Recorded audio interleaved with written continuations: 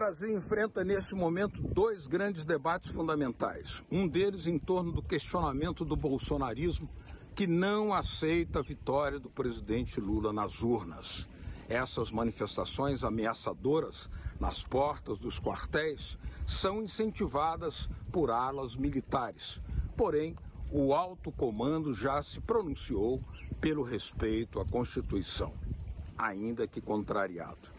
Joe Biden sinalizou claramente que há que respeitar a vitória de Lula e os militares o observam, inclusive com subordinação aos Estados Unidos.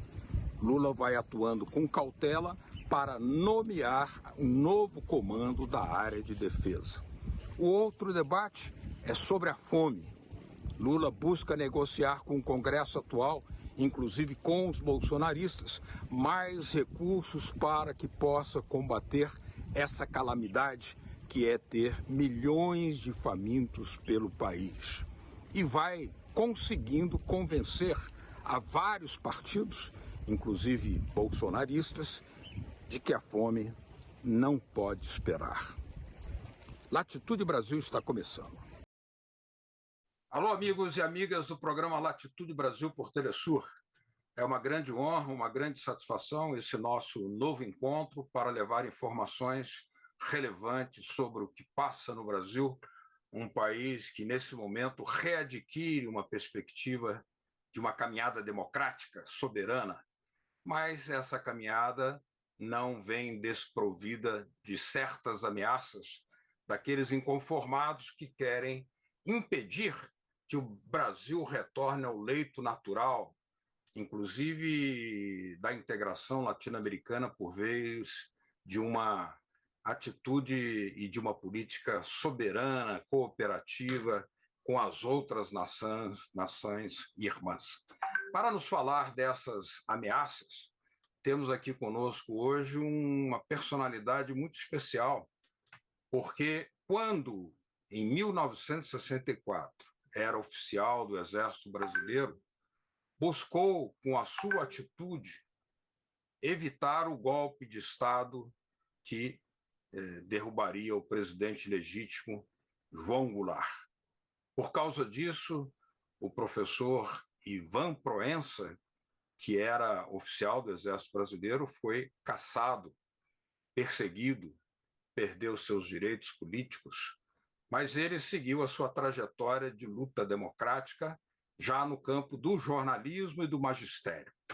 Hoje é jornalista do Conselho Consultivo da ABI, é um dos integrantes desse conselho, e é também uma personalidade no campo da análise da literatura, do jornalismo, da cultura, nessa própria entidade, a Associação Brasileira de Imprensa. Muito boa noite, professor Ivan Proença, uma grande satisfação tê-lo aqui em Telesur outra vez. Boa noite, Beto. A satisfação é minha, né, de discutir temas tão significativos para o Brasil. Estou inteiramente à disposição.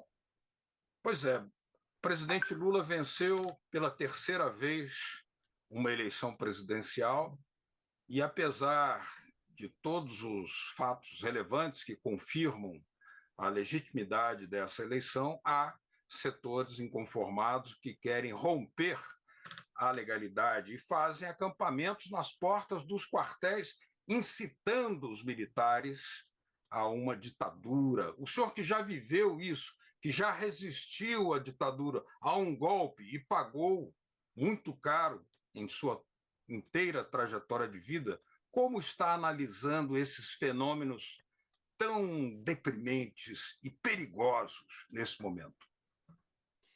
De fato, são preocupantes. Claro que não podemos ignorar o que está ocorrendo no nosso país, principalmente em relação ao que você lembrou, e são esses acampamentos com plena assistência, né, em termos de alimentação, assistência médica, até mesmo de outra natureza, do que for necessário, eles estão amparados em todos os sentidos Então, existe uma cumplicidade. Primeiro, cumplicidade econômica, que já se sabe que vem dos empresários. E a outra que mais me deixa preocupado é em relação aos próprios militares, porque ali são essas áreas, Beto, são áreas militares. Ali na AMAN, por exemplo, é isso que aconteceu na porta da Academia Militar de Agulhas Negras, onde se formam os oficiais, né, que vão ser os grandes componentes das Forças Armadas. Ali estão ocorrendo essas manifestações. Isso é área militar. Então, é cumplicidade também, porque, em sendo área militar, imediatamente a polícia do Exército, cuja função é a que eu vou citar agora, viria para impedir essas manifestações, e, no entanto, elas vêm ocorrendo impunemente, não é? E grande quantidade de adeptos. Agora, por detrás disso, evidentemente, está o presidente da República, né?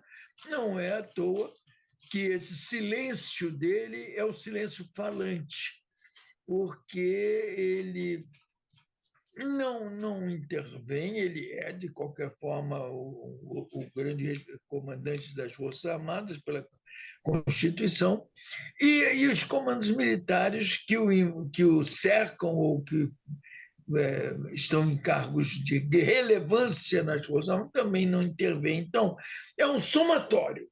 Agora, a pergunta que fica, vai golpe, não vai haver, eu acho que ninguém tem condições de garantir perentoriamente, com muita ênfase, se vai haver ou não golpe. Eu ainda teria uma análisezinha que eu vou deixar para depois, para mais tarde, para fazer, né, quanto às hipóteses até a posse do nosso presidente eleito democraticamente, e eu tenho algumas considerações que farei ao longo do nosso diálogo.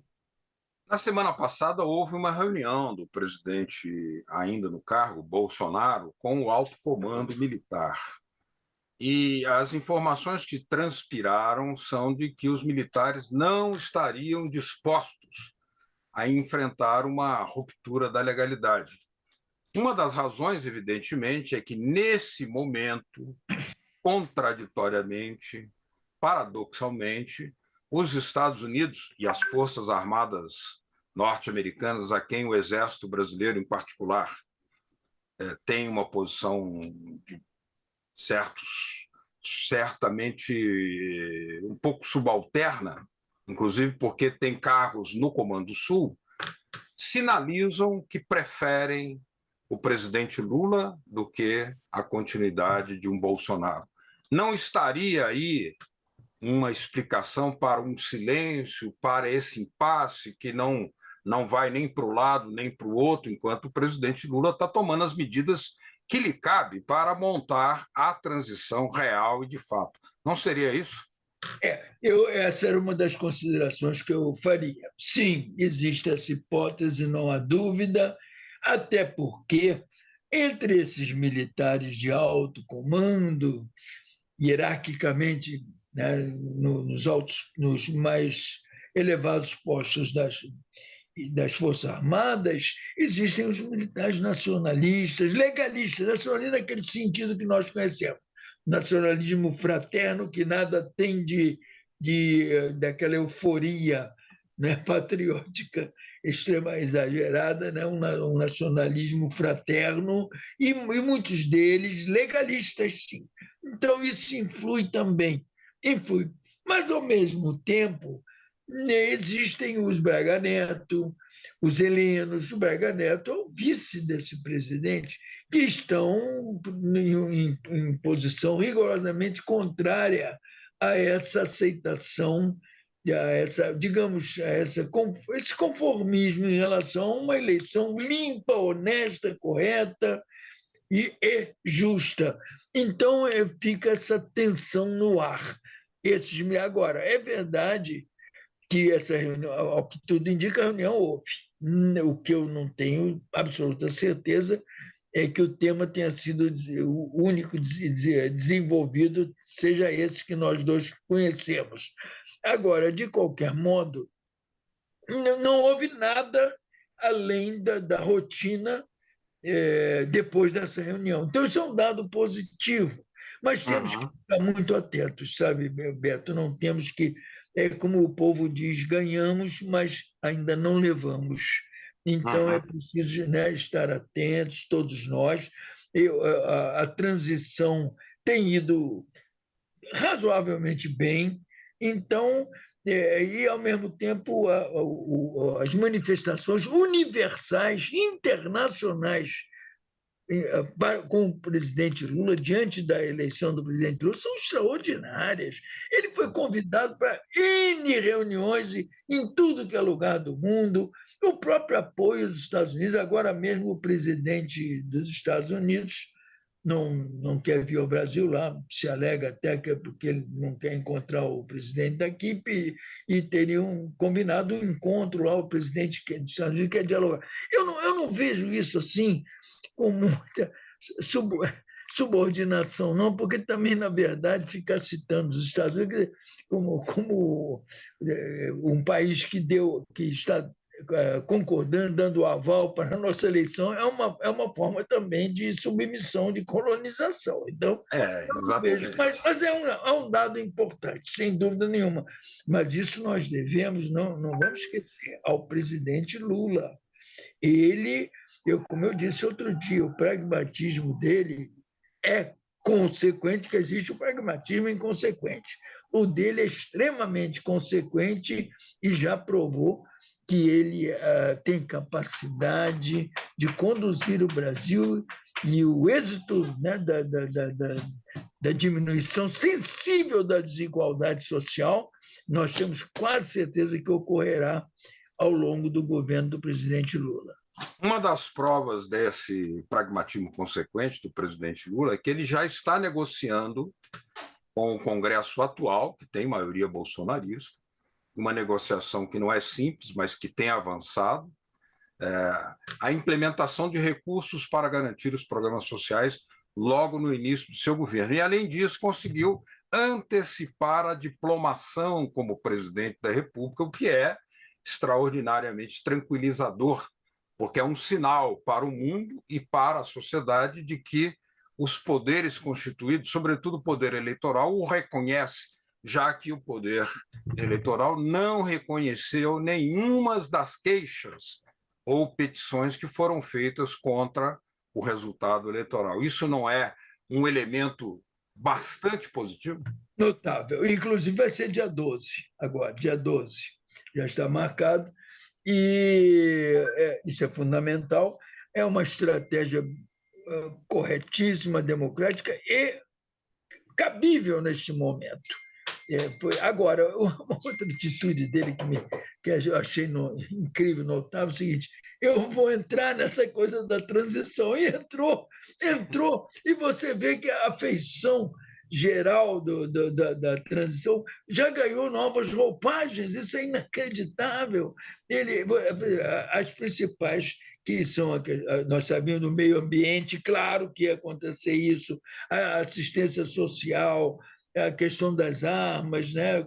A saúde, eles já sabiam. Mas a entrada deles resolveu tantos problemas, e já está resolvendo, até mesmo um que eu vi ali no projeto da transição de educação, que não estava e agora entrou, que é a intervenção nessa coisa das chamadas escolas cívico-militares, que estão assim proliferando intensamente ao longo do Brasil. Vai haver um certo cuidado, uma certa intervenção, porque já existem os colégios militares são até bem razoáveis em termos de currículos e programas, etc., mas já existem também as preparatórias de cadetes, das 3 aulas preparatórias de cadetes no Brasil, colégios militares, então essas escolas cívico-militares não há razão de ser, até porque eles têm na ideia que toda instituição assim constituída deve ter um processo educacional separado, rigorosamente separado. Realmente. O que não é absurdo isso. É completamente É o que antidemocrático e você sabe antirrepublicano, né? Você sabe que eu tenho falado, insistido o seguinte: a educação dos militares, nós temos que encontrar um caminho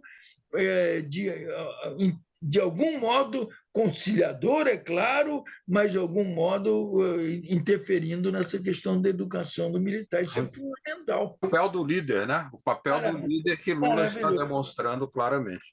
Nós estamos aqui conversando com o professor Ivan Proença, que era oficial do Exército Brasileiro, resistiu como pôde, dentro da legalidade, para defender o mandato do presidente eleito João Goulart. Ele e muitos outros militares foram caçados, milhares de militares foram caçados, perseguidos, perderam seus direitos políticos, mas continuam na luta democrática. Faremos uma pequena pausa em Latitude Brasil e já voltamos.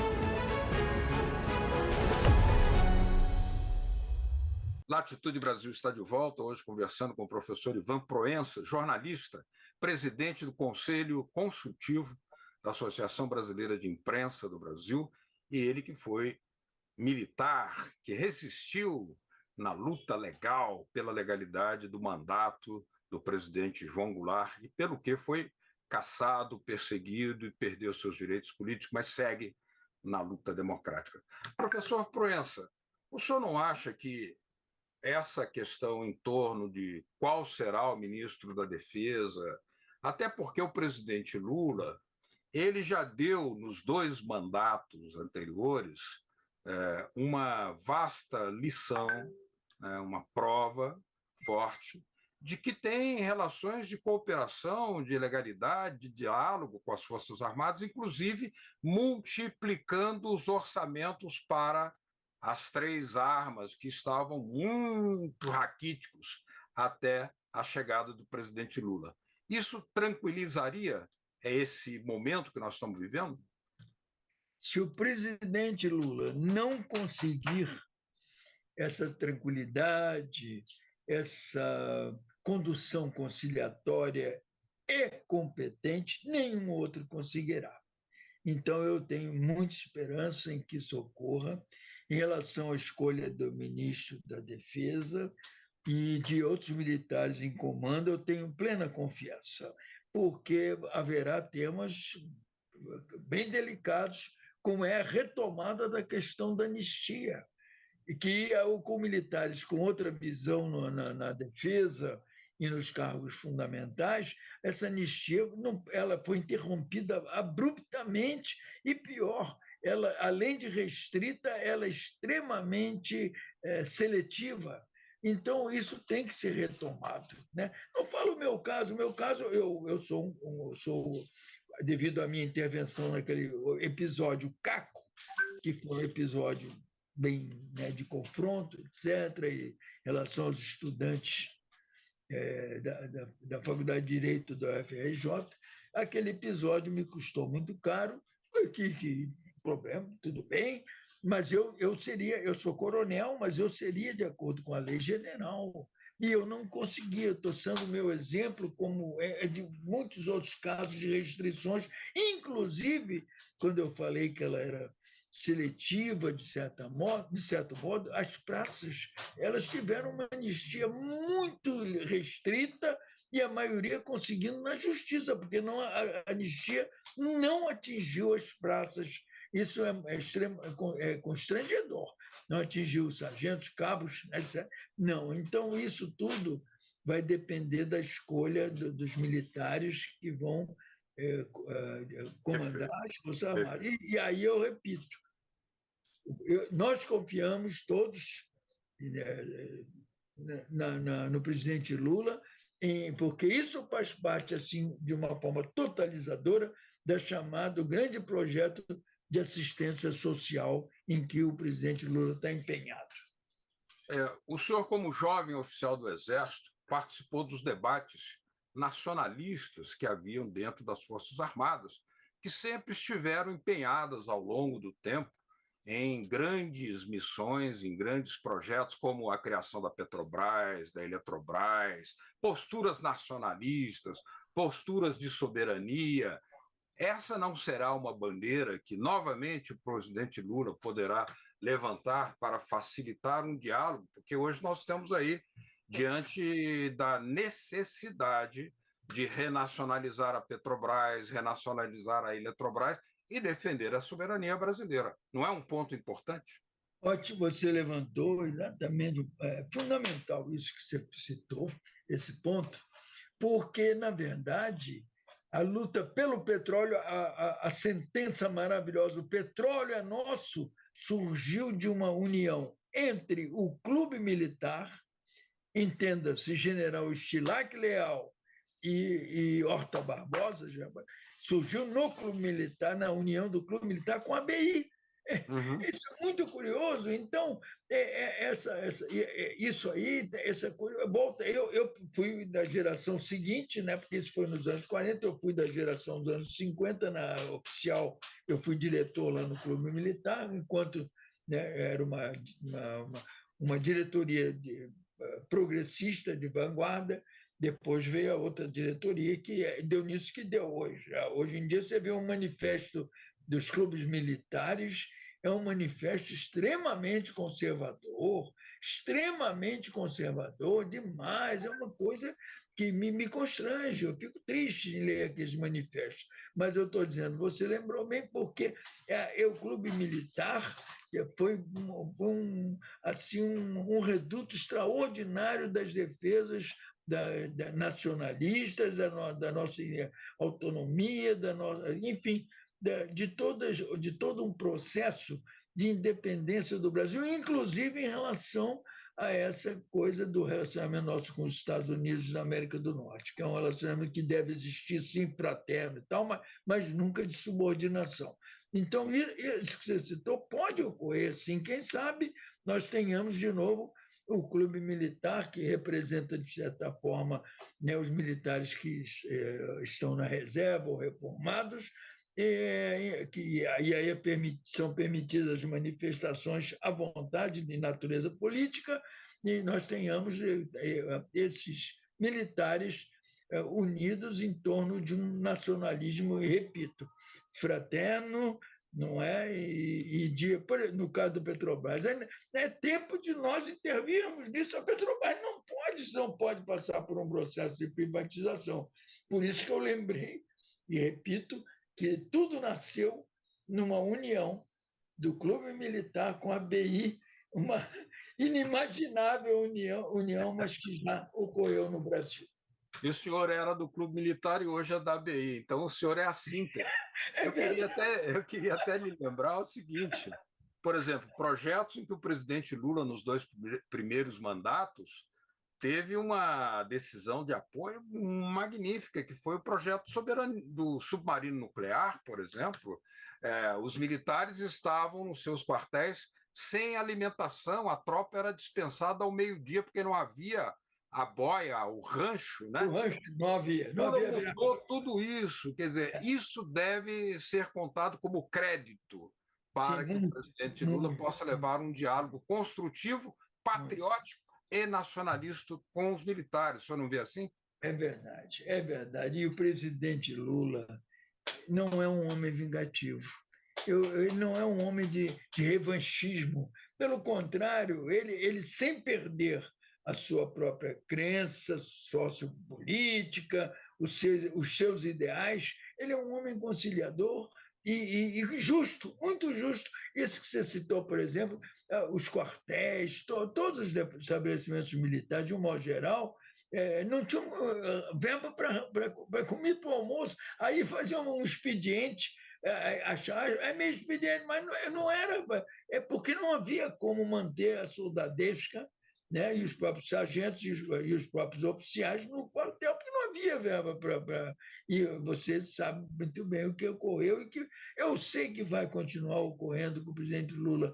As Forças Armadas serão extremamente assistidas, como devem ser, para melhor desempenhar as suas funções nas suas missões de militares nesse Brasil todo, que não, e, na verdade, passam longe essas missões, muito longe do chamado intimismo à sombra do poder, que alguns militares, quando chegam assim ao posto mais elevado, coronel, gostam desse convívio que eu chamo o intimismo à sombra do poder. Isso é ruim, junto com os políticos, intervindo na política. Isso realmente não casa com a missão dos militares.